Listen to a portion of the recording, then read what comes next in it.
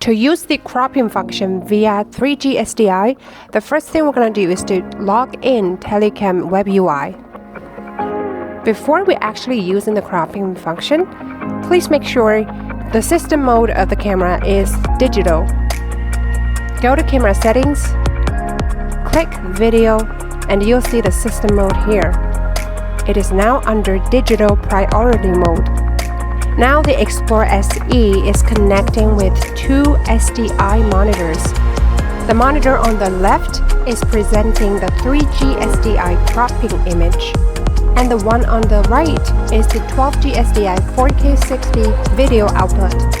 So we can see that the Explorer SE can output two SDI signals separately on two different channels. And to change the position of the cropping, go to the camera setting, go to feature, and you can change the feature X position and Y position to choose the right frame that you prefer.